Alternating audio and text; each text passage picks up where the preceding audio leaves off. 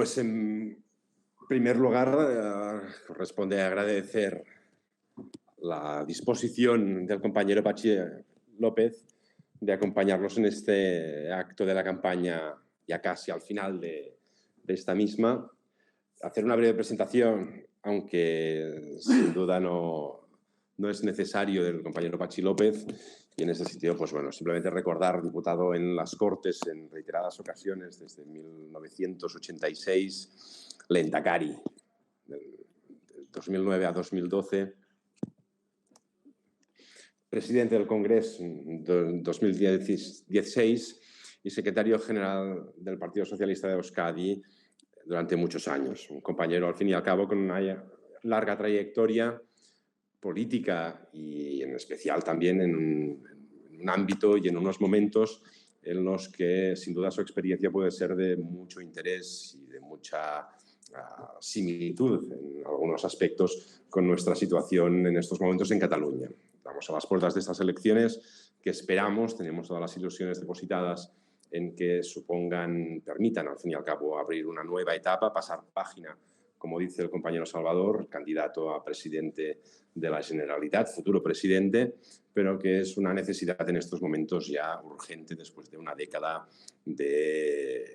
perdida, una década de desgobierno al fin y al cabo, tras este proceso hacia la independencia que no ha ido a ningún sitio. Y en fin, nos gustaría conocer tu opinión y sobre todo tu experiencia, especialmente al frente del gobierno vasco, que supuso un antes y un después también en la política vasca.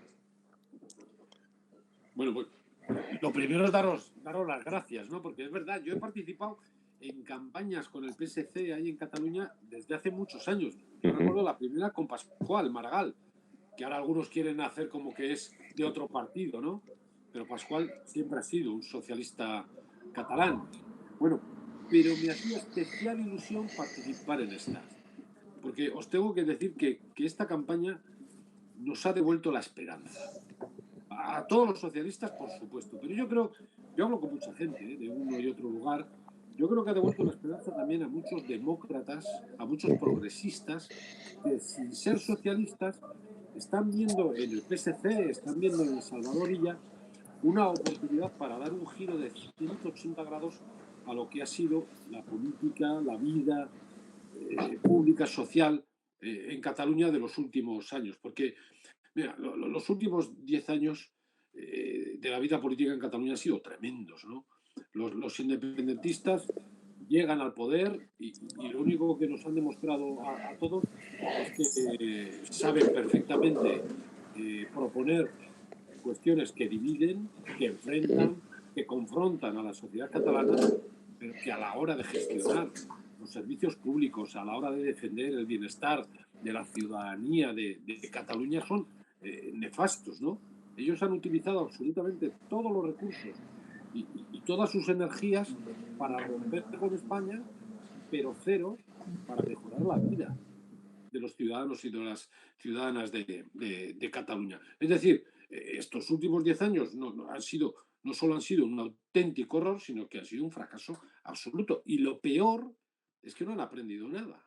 Porque yo les estoy escuchando estos días y siguen manteniendo que su prioridad es, una vez más, la independencia, la autodeterminación, la amnistía en estos momentos y no hablan para nada de lo que necesita de verdad la ciudadanía catalana. No hablan de cómo reforzamos la sanidad, de cómo mejoramos la educación, de qué hacemos con el tejido industrial, productivo, económico de Cataluña, que antes, claro, si es que esto debiera de dar restancia, debiera ser un toque de atención para todos. Es que Cataluña era el motor económico de España y en estos momentos Madrid, que tiene 1 millón de habitantes menos en su conjunto, les supera, son nefastos, ¿no? Y sin embargo, por parte de los independentistas no estamos escuchando absolutamente nada. Bueno, pues es evidente que Cataluña no puede seguir caminando por ese abismo. Y en medio de esto, pues aparece el PSC y aparece Salvador Illa diciendo que no solo que él vuelve, sino que tiene que volver esa Cataluña que todos conocíamos, que a todos nos daba incluso un poco de envidia sana, ¿no? Esa Cataluña del progreso, de la modernidad, de la convivencia. de todos y de todas. Y por eso el proyecto del PSC no es un proyecto para vencer a nadie, sino es un proyecto de suma. Se ofrece una propuesta que no es de exclusión, una propuesta integradora para toda la sociedad catalana, no solo para una parte. Y, bueno, si alguien no tenía claro esto, si alguien tenía alguna duda, pues bueno, con lo que vimos ayer, con ese documento que han firmado los independentistas ayer diciendo que no pactarán con el PSC, pues yo creo que todo está meridianamente claro, ¿no? Es decir, los Efectivamente. independentistas nos vuelven a poner encima de la mesa un proyecto que expulsa a los que no piensan como ellos. Es decir, en su Cataluña no cabe más de la mitad de los catalanes y de las catalanas. Y por eso yo creo que Salvador lo clava cuando dice que está la foto de Colón de los independentistas. Sí, lo clava, porque es que son exactamente igual, porque al final te das cuenta que los extremos y los nacionalismos, sea catalán, sea vasco, sea español, pues al final acaban defendiendo y proponiendo lo mismo. Y son tan populistas los que firmaron ayer ese documento como los de la foto de Colón, como los de la extrema derecha. Sí, porque verás, los populistas lo que hacen primero es una cosa, es buscar un enemigo, no un adversario, que en democracia y en política tener adversarios es lógico, es legítimo. No, ellos buscan un enemigo. Y para eso utilizan esas técnicas muy de Goebbels, muy nazis, de la contrapropaganda, y buscan el enemigo del pueblo. Y así como la extrema derecha nos dice, no, si es que los enemigos son esos inmigrantes que llegan aquí y nos quitan los trabajos, nos ocupan los servicios públicos, nos quitan las rentas estas de... Bueno, pues para los independentistas, lo hemos escuchado durante demasiado tiempo, el enemigo era esa España, que robaba a Cataluña, con la que tapaban el 3%, tapaban que era el gobierno que más ha recortado de toda España, tapaban su nefasta gestión de todas sus competencias, y claro, todo eso ahora se ha cambiado. El enemigo es España, pero el enemigo es Salvador Illa y el PSC, porque significa todo lo contrario de lo que ellos defienden. Y eso es lo que nos encontramos aquí. Luego, cuando tú no dices quién es el enemigo, también dice, y yo lo voy a expulsar, yo lo voy a repetir. Soluciones simples para problemas que son muy complejos. Son soluciones tan simples como éticamente reprobables. Porque uno nos dice, yo voy a echar a todos los inmigrantes, yo voy a acabar con las feministas, yo voy a ir a atacar a los menas, y estos nos dicen, yo voy a echar a todos los que no sean como yo, y además me voy a ir de España, con lo cual voy a arreglar todos los males del mundo mundial.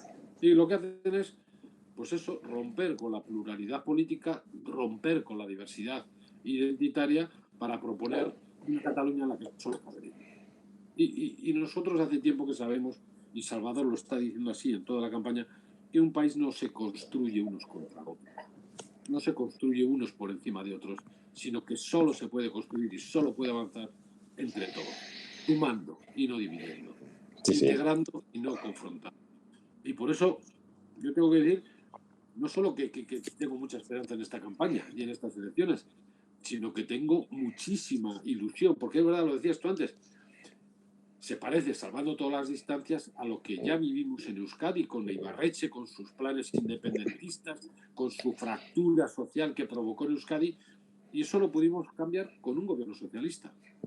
Y en Cataluña estoy convencido de que se puede dar un quiebro a toda esa fractura que se está viviendo en estos últimos 10 años con un gobierno socialista liderado, con un gobierno de progreso liderado por Salvador Illa, con un proyecto que no excluye a nadie, sino que intenta sumar a todos. Efectivamente, como dices, el proceso en sí mismo nos ha conducido a esta situación de agotamiento de toda esta situación, de fractura, de pérdida de tiempo, de pérdida de oportunidades especialmente. Salvador explica a menudo el tema de la Agencia Europea del Medicamento. Eso fue una oportunidad perdida tremenda por estar o por no estar pendiente y estar luchando por las cosas que se debería luchar y conseguir para Cataluña y para España, en definitiva, como hubiese sido una agencia de este tipo.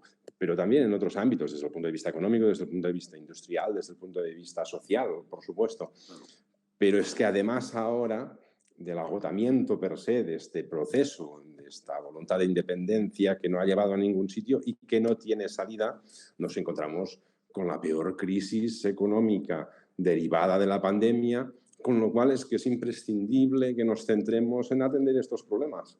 O la gente, con razón, se nos va a echar encima. Incluso en este sentido, hay cierto paralelismo con tu etapa como Lehendakari, que también pues, te dio de lleno con la crisis del 2008, que la sufristeis, o la sufrimos todos especialmente, y te coincidió también, no sé, se te sumaron ambos retos.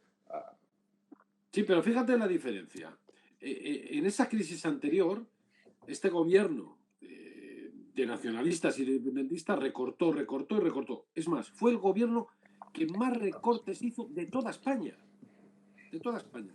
Sin embargo, nuestro gobierno en Euskadi, bueno, te diré, no aplicamos el copago farmacéutico.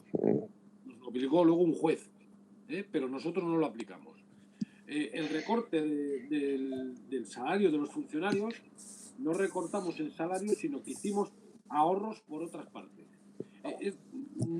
Fue tal, no aplicamos los recortes de tal manera que el PP, que ya sabes que nosotros teníamos un acuerdo con el Partido Popular para cambiar el tiempo de Ibarretxe, se enfadó tanto, quería que aplicáramos esos recortes que estaba produciendo Mariano Rajoy en el gobierno de España, que rompimos el pacto, porque nosotros no estábamos en el gobierno vasco para fastidiar a la sociedad y a la ciudadanía.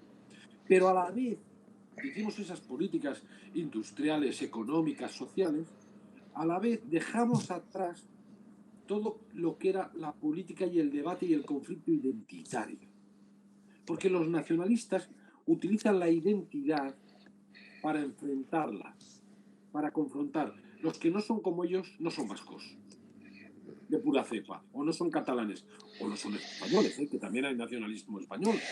Solo son catalanes, vascos o españoles los que ellos dicen. El resto no.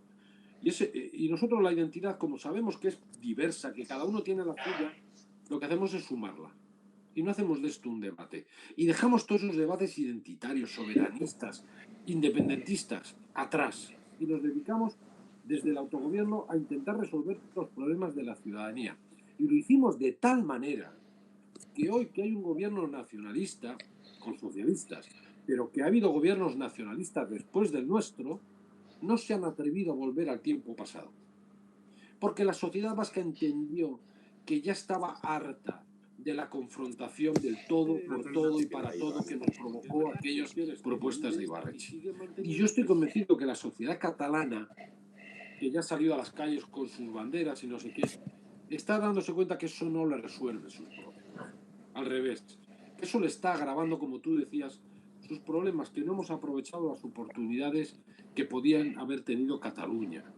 Y que cuando llegue alguien que deje todo ese conflicto atrás, se abrazará a esa nueva forma de hacer política desde el gobierno para resolver problemas y no para crear problemas, de tal manera que no habrá una vuelta más. Pero para eso solo hay una opción, que es que el cambio. Claro. Por supuesto, sí. Pero de aquí al domingo tenemos que echar el resto para que nadie se quede en casa. No, es que es verdad que siempre decimos esto, estas son las elecciones más importantes. Pero viendo los últimos 10 años, es verdad que estas son las elecciones más importantes, más trascendentales a las que nos hemos enfrentado desde hace muchísimo tiempo, por no decir casi en la historia de Cataluña y de España. Porque lo que pasa en Cataluña nos afecta a todos los demás. No, y es que además sería insoportable para Cataluña y para el resto de España prorrogar esta situación de bloqueo, de constante confrontación interna y con el resto de España, que no nos ha llevado a ningún sitio. Pero es que además de la componente ética de intentar hacer política prescindiendo de la mitad de la población, que es absolutamente inconcebible, es imposible construir nada con un planteamiento de este tipo. O buscas una reconfiguración del marco político en el que se configure un espacio de cierta comodidad, de cierto confort para una mayoría amplia de la sociedad, aunque haya renuncias, tendrá que haberlas en todo proceso de diálogo y de negociación.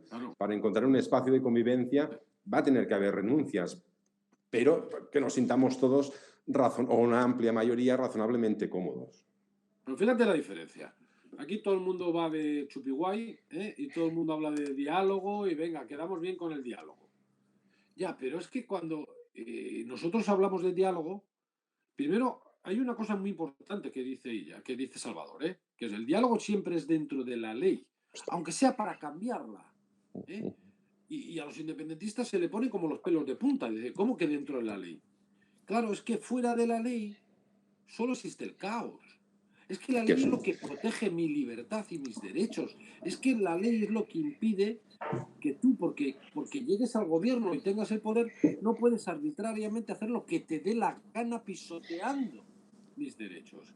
Y por lo tanto es la ley, las normas, los que crean los espacios para el diálogo. Y eso es fundamental.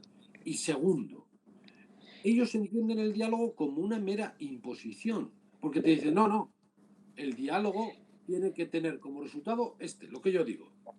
El diálogo tiene que tener como resultado siempre la independencia o la autodeterminación.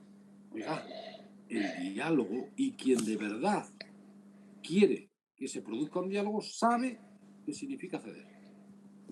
Y de hecho, los demócratas de verdad debiéramos hacer una loa permanente a lo que significa la cesión en política. Porque algunos lo interpretan como traición, pero no es verdad. El ceder en política para acercarte en parte al otro significa construir entre todos algo que nos sirva para progresar juntos, no para progresar unos pocos dejando al resto atrás. Esto lo aprendieron muy bien los que hicieron la transición. Claro, hasta ahora la historia de este país era una historia de parte. Llegaban unos, hacían una constitución, hacían unas leyes, luego llegaban los otros, la cambiaban y desgraciadamente muchas veces la cambiaban mediante guerra y violencia. Bueno, pues en la transición se entendió que o lo hacíamos entre todos o este país volvía al pasado. Bueno, pues esa lección debemos mantenerla permanentemente. Si yo me siento contigo a negociar, sé que primero tengo que entender lo que quieres, tengo que ponerme en parte en tu posición y sé que tendré algo que ceder, porque si no será una imposición y no será un diálogo. Bueno, pues desgraciadamente los independentistas siguen pensando esto, que dialogar es acabar imponiendo lo que ellos quieren. Bueno, pues no. No, por supuesto. El diálogo es necesariamente para encontrar un espacio probablemente diferente del que tenemos ahora, pero que nos permita a una amplia mayoría sentirnos cómodos mediante el diálogo y las cesiones que toda negociación implica, no para imponer un lado u otro. Entonces estaríamos, como estamos ahora, en una situación de bloqueo o de empate, como han dicho algunos aquí, de empate permanente que nos deja, pues eso, bloqueados y sin poder avanzar en absoluto. Tenemos que buscar la intersección del conjunto de la sociedad para poder construir, efectivamente. Coincido absolutamente con esta expresión. Sí, esto del empate infinito es algo que siempre nos han contado para decir que no se pueden mover porque las cosas van a quedar siempre, toda la vida así. Quiero decir, salvando las distancias, y estas sí que son distancias abismales, a nosotros en la lucha contra ETA siempre se ha hablado del empate infinito, hasta que la derrotamos. Y por lo tanto, esto del empate no es verdad. El empate es una cosa y el entendernos es otra bien distinta. Pero si nadie se niega a cambiar cosas que no funcionan, nadie se niega a evolucionar, lo que yo me niego es que me impongan. Es decir, fíjate, yo siempre digo que una de las grandes diferencias entre los que nos sentimos de izquierdas y los que son de derechas y los que son nacionalistas es que ellos suelen querer el poder para imponernos a todos los demás su ideología o su modelo de familia o a quién tenemos que amar o con quién nos tenemos que acostar o su identidad. Lo que decíamos antes. La identidad catalana es esta, la que yo digo, y las demás no valen. Claro, y nosotros, sin embargo, queremos el poder para garantizar que que cada uno y cada una es libre de elegir su propia religión o ninguna, con quién acostarse o con quién no, a quién querer o a quién no, y cuál es su propia identidad. De hecho, yo siempre digo que para los socialistas hay una máxima en el tema de la identidad y el sentimiento de pertenencia, que es la que dijo Tomás Meave, que fue el fundador de la Juventud Socialista, que, como sabéis, era brazo derecho de Sabino Arana. Y Sabino Arana lo mandó al Partido Socialista para espiarlo y acabar siendo uno de los más combatientes contra el nacionalismo. Y él dijo una frase que creo que debiera estar casi en el frontispicio de todas las casas del pueblo. Mi patria empieza en mí y acaba en ninguna parte. Porque en el fondo eso es. Un socialista que no ve fronteras, un socialista en el fondo también sufre con el dolor ajeno. Y por eso esto de levantar fronteras, de levantar muros, de hacernos distintos dependiendo de dónde hayamos nacido, no lo vamos a entender nunca. Para nosotros es algo irracional. Podemos ser catalanistas, podemos ser vasquistas, pero no vamos a hacer de eso algo discriminador del resto.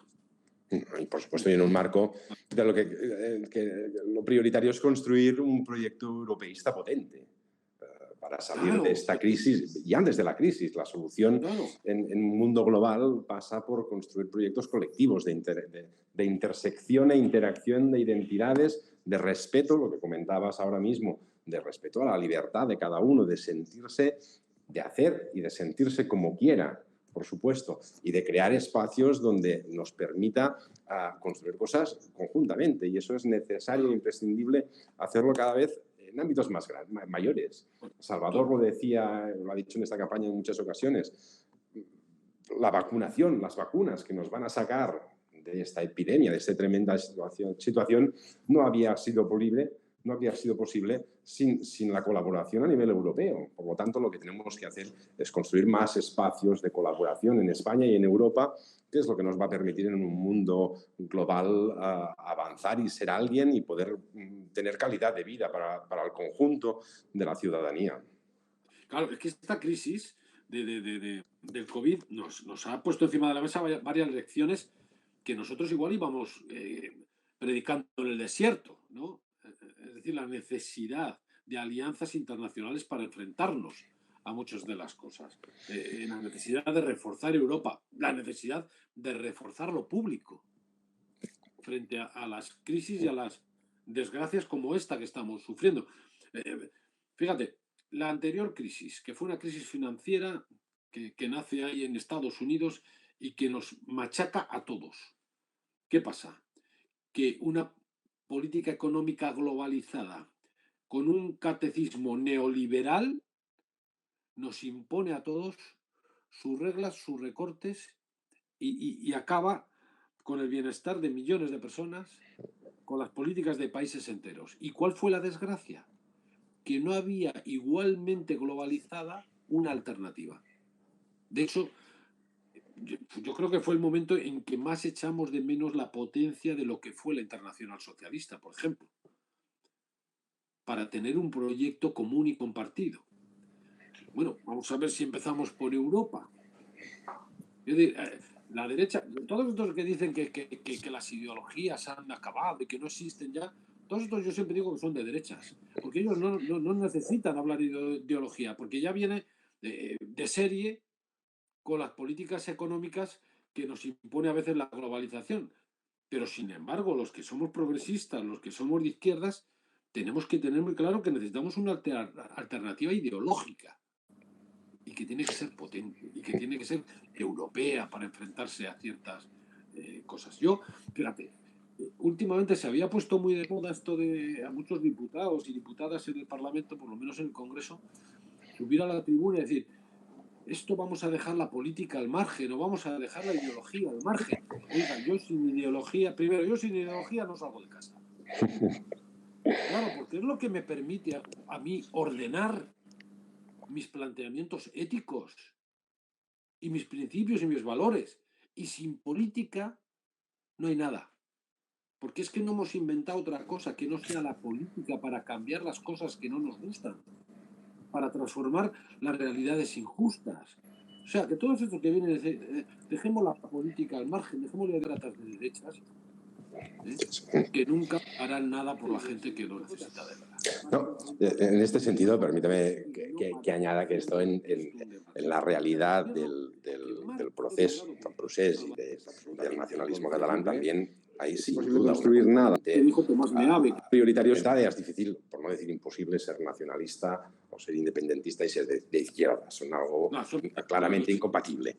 Pero además de esto, aquí nos encontramos con una realidad que es que la mayoría, o una parte importante, tampoco no se pueden hacer categorías absolutas, de la gente que está apoyando la independencia es gente que tiene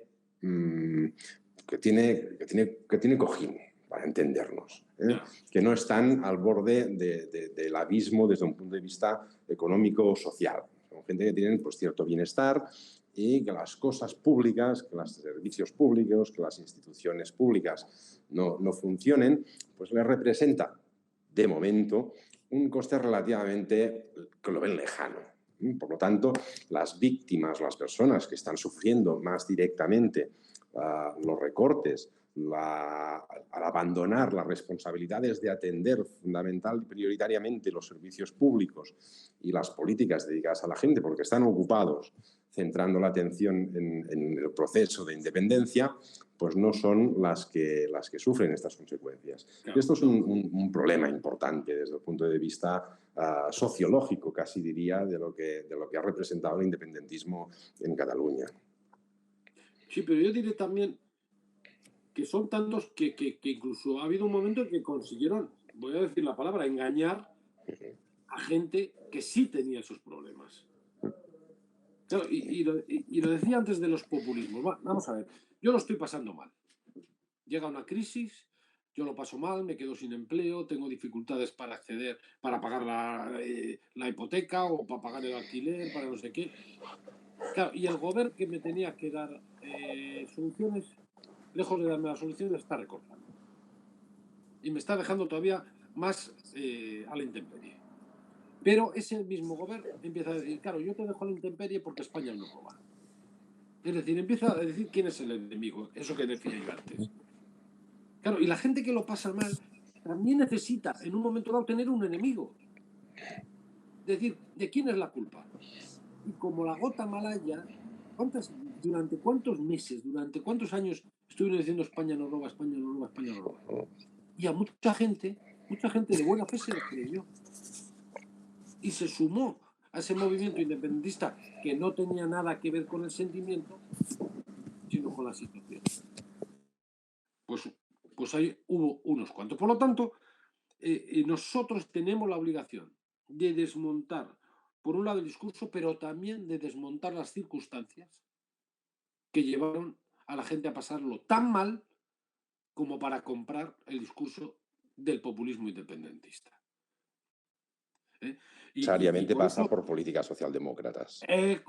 Y por eso cuando Salvador dice se acabó toda esta patraña del independentismo, de los referéndums, no sé qué, y vamos a poner el foco en la vacunación ahora, porque es lo prioritario, pero vamos a poner el foco en cómo reforzamos el sistema de salud público, cómo recuperamos el tejido industrial en catalán y las empresas que se nos han ido, cómo recuperamos...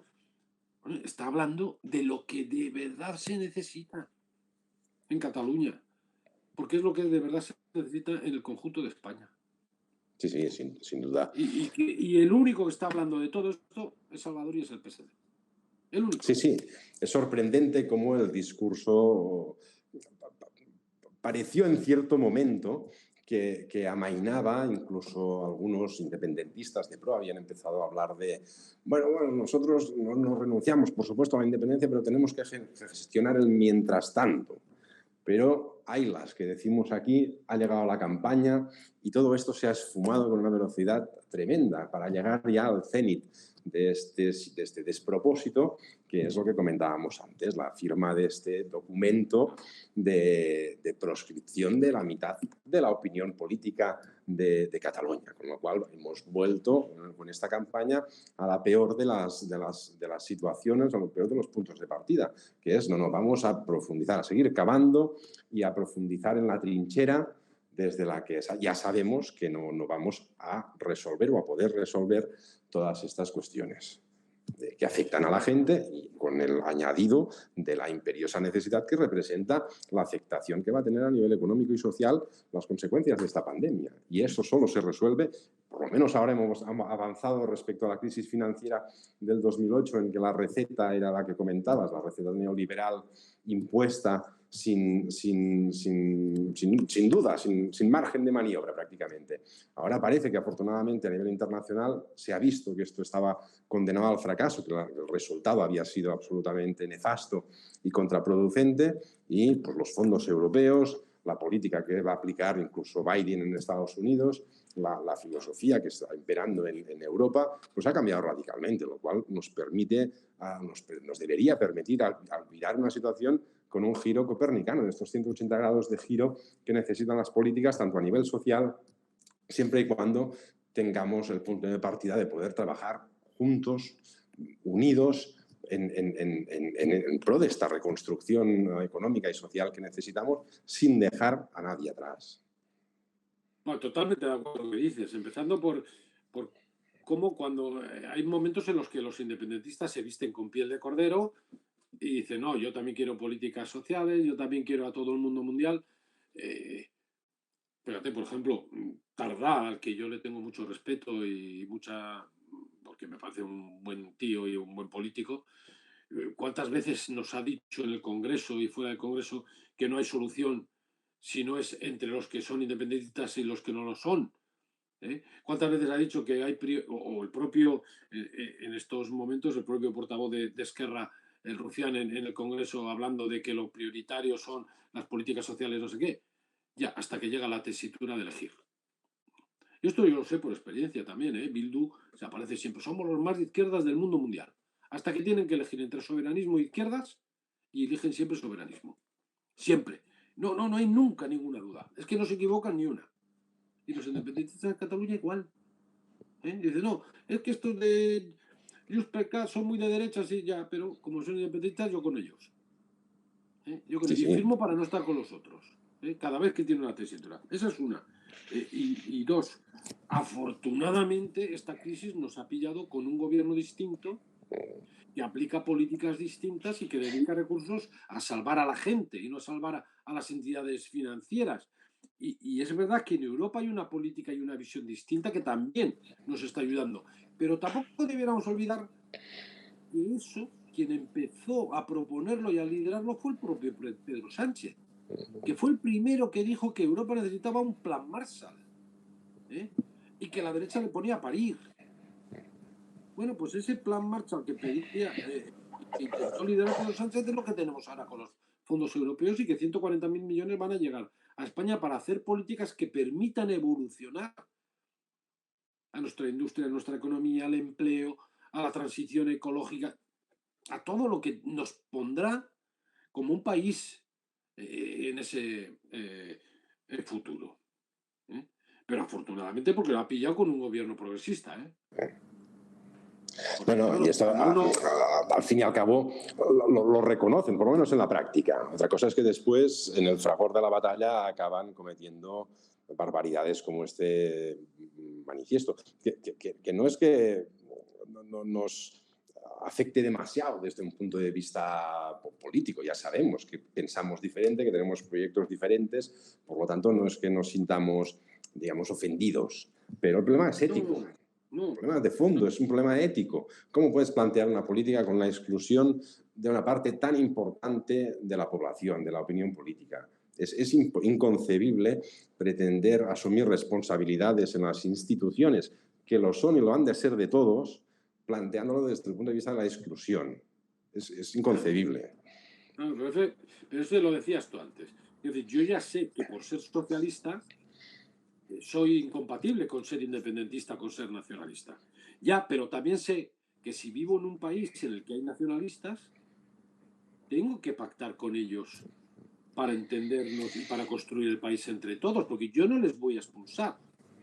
Yo no les quiero, yo que sé, meter a la cárcel a todos, como a veces el PP cuando sube a la tribuna y nos dice eso, es que ustedes están hablando de diálogo y están hablando de integrar. Yo no quiero, ya se acaba la integración. Y si uno dice se acaba la integración, ¿qué quiere decir? ¿Que los va a expulsar de España? ¿Que los va a meter a todos en la cárcel? ¿Los va a exterminar? ¿Qué va a hacer? No, pues nosotros como queremos convivir, sabemos que tenemos que acordar con ellos las reglas del juego, el marco de convivencia.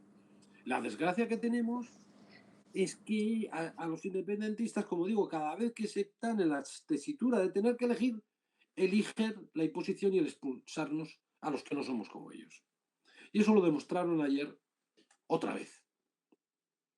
Afortunadamente yo estoy convencido que la sociedad catalana el domingo no va a optar por eso, sino que mayoritariamente va a querer pasar página de ese tiempo del enfrentamiento y la confrontación permanente para abrir un nuevo tiempo de diálogo, de búsqueda de acuerdos, de soluciones. Y mientras uno busca acuerdos y soluciones en estas cuestiones, lo que se necesita es un gobierno que se dedique a resolver los problemas urgentes que tiene la gente, que no son la independencia, que no son la soberanía, que no es la cuestión nacional, que es la cuestión social. Y mientras unos hablarán de la cuestión nacional todo el rato, nosotros tenemos que hablar de la cuestión social y de la construcción social de Cataluña. Sí, sí. Sin duda, no es que plantear la política, y aquí se ha hecho tanto, y tu experiencia seguro que en este sentido es análoga y con tantos paralelismos como queramos, pero aquí se ha practicado tanto la política. A mí, yo no soy muy de fútbol, no, me gusta, pero con moderación. Pero hay una metáfora que me gusta a veces explicar, sobre todo hablando con gente del ámbito independentista. Para tu club de fútbol, para el que tú sigues, a todo el mundo le gusta ganar. E incluso le gusta ganar 5-0. Pero en política no es bueno ganar 5-0. Es bueno ganar porque quieres desarrollar tu programa político, por supuesto, pero mejor ganar 3-2. Tienes que convivir con el adversario, que no es el enemigo, y no tienes que pretender su eliminación, es lo que decías, ¿no? La expulsión que vamos a hacer con los que, por lo tanto, en política tenemos que ganar, tenemos que querer ganar, pero 3-2, no 5-0. No, claro. Fíjate, pero es que nosotros queremos ganar para proponer un proyecto de país en el que caben ellos. Ellos quieren ganar para proponer un proyecto de país en el que no cabemos. El que no cabemos. Y lo demostraron ayer, por mucho que luego digan, no, esto es qué exageración, esto es una barbaridad. Oiga, usted firmó no pactar, quiere decir no pactar, no negociar, no hablar con el PSC. Claro, ¿qué voy a decir ya del PP o de Ciudadanos? Entonces está diciendo que no quiere hablar, que no quiere negociar, que no quiere pactar con más de la mitad de la sociedad catalana. Pero ¿qué proyecto de país se puede construir así? Sí, ninguno. La gran diferencia. Y pues eso es lo que nos va a hacer ganar. Ganar para proponer una Cataluña para todos y para todas. Tenemos que recuperar la serenidad, el sentido común, el sentido institucional, el seny. Sí. Efectivamente. Sí, no, está claro. Pero es que, fíjate, joder, nosotros siempre admirábamos Cataluña. Esa Cataluña moderna, esa Cataluña que era el motor, esa Cataluña que me decía uno, joder, es que antes por las calles, hace años, por las calles de Barcelona se paseaba desde García Márquez a Vargas Llosa, era también el gran motor del español en el mundo, de la literatura. Ya no existe, ¿eh? No. Todo ese cosmopolitismo se lo están cargando. Se lo están cargando. ¿Y a dónde se va así? A ninguna parte. No. Si no conseguimos el cambio, ¿qué lo conseguiremos? Hombre, lo vamos a hacer este domingo, sin lugar a dudas. Si no, la alternativa es desoladora, es volver al caos, volver al bloqueo, volver a acabar una trinchera más profunda que nos va a alejar todavía más y nos va a privar de oportunidades, sin duda, y que va a haber gente que va a pagar las consecuencias desde un punto de vista social. Y por lo tanto tenemos que hacerlo, como dice nuestro eslogan, CEMU, hagámoslo. Fíjate, no, el eslogan que me llevó a mí a ser lehendakari era muy parecido, ¿eh? Era haz que suceda. Sí. Y sucedió. Yo recuerdo, no sé, todos recordamos que hubo un dirigente nacionalista que, bueno, sí, este puede gobernar, pero eso es como que si los cerdos volaran. ¿Eh? Y los cerdos volaron, y es más, utilizamos en nuestros mítines cerdos voladores. Y en esta ocasión también va a suceder, también va a pasar. Yo creo que la ciudadanía en Cataluña también está muy harta. Estamos seguros, tenemos que echar el resto, como decías, sí, compañero, al principio, estos 2 días escasos que nos quedan, conseguir la movilización, que la estamos consiguiendo, lo estamos echando el resto, todo el partido está francamente movilizado como hacía mucho tiempo que no estaba, con una ilusión tremenda que estoy seguro que tiene que tener unos resultados positivos. Y tenemos que conseguir este objetivo de darle la vuelta a esta situación para construir en Cataluña, construir en España y volver a una Cataluña emprendedora que esté en el vagón de cabeza de España y de Europa. Eso es. ¿No? Y para eso hay que movilizar. No 2 días, 4, hasta el domingo. Que nadie se quede en casa. No vale, como siempre decimos, no vale luego el lunes lamentarse. El domingo es la oportunidad de tapar esas trincheras que tú dices y empezar a construir los puentes que se necesitan. Y tenemos que aprovecharla. Y esa oportunidad es una, y es el domingo. Efectivamente. Todo el mundo a votar al PSC, a Salvador, y el domingo por la noche lo celebraremos.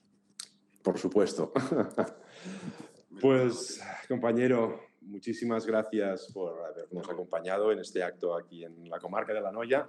Somos una comarca pequeñita en el centro de Cataluña, pero también una comarca importante, en un territorio que es difícil, pero que estamos en la brecha para conseguir también aquí en nuestro territorio darle un impulso a nuestro proyecto y contribuir a la victoria que esperamos y confiamos que vamos a obtener este domingo. Muy bien, y un compromiso. Cuando pase todo esto, tendré que ir allí presencialmente para visitaros, para compartir algo más que este acto virtual. Pues te lo agradecemos todavía más, que cogemos el compromiso, esperemos que además sea pronto. Y con un presidente socialista, pues fíjate tú. Exactamente. Bueno, pues un placer y nos vemos. Muchísimas gracias, Pachi. Un abrazo y hasta pronto. Eso es. Venga, agur. Agur.